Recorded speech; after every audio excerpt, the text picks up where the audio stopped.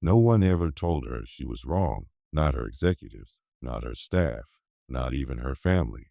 But one rainy afternoon, inside a quiet downtown diner, the most powerful woman in the city met a waitress who wasn't afraid to do what no one else dared, speak the truth. And that moment changed everything. Victoria Langford was the kind of woman newspapers loved and employees feared. CEO of a global real estate empire, she moved through the world like she owned every inch of it, because, in a way, she did. Her arrival anywhere felt like a storm. And that day, she brought the storm to Harper's Diner, a tiny 24-hour cafe tucked between two old apartment buildings. Inside, the smell of butter and coffee filled the air. A young waitress named Maya, just finishing the breakfast rush, wiped her hands on her apron and smiled politely when the tall woman in an immaculate navy coat walked in. The diner grew quiet. Even the regulars noticed her presence. Victoria sat by the window, phone in hand, speaking sharply into a headset. Her words cut through the calm like glass. No excuses, double the rent or vacate by Friday. If they can't pay, they can leave. Across the room, an elderly man paused, his fork trembling midair. He owned one of the old buildings Victoria's company was trying to buy. But Maya noticed something else, the look of exhaustion in the woman's eyes, hidden behind power and pride. When Maya approached to take her order, Victoria didn't look up. Black coffee, extra hot. Don't let it sit. Then, as Maya turned, the billionaire added under her breath, assuming you can manage that much. The word stung, but Maya just smiled gently. She'd learned that kindness wasn't weakness, it was quiet strength.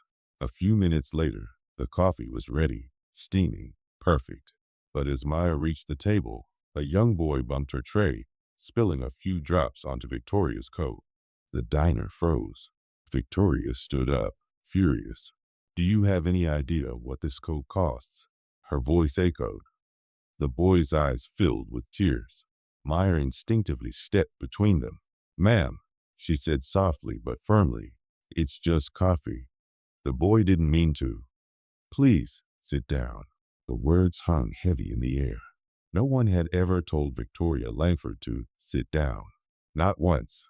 The woman blinked, startled by the calm certainty in Maya's voice. Something about that moment, the silence, the eyes watching, the trembling child, cracked something deep inside her that money could never fix. Victoria sat down slowly. For the first time in years, she didn't feel powerful. She felt human. The diner stayed quiet for a long moment. Then the elderly man rose from his seat and spoke softly. She's right, Miss Langford.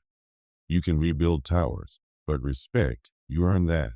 Victoria looked at the man, then at the boy, then at Maya, the waitress who had risked everything just to remind her of decency. And for the first time, she whispered, I'm sorry. The next morning, every tenant in the old building received a letter. Rent frozen, renovations canceled, and an anonymous donation was made to cover every family's heating bill for the winter. Maya never saw Victoria again. But 1 week later, a bouquet of white lilies arrived at the diner with a note that read, For the woman who reminded me what warmth feels like, VL.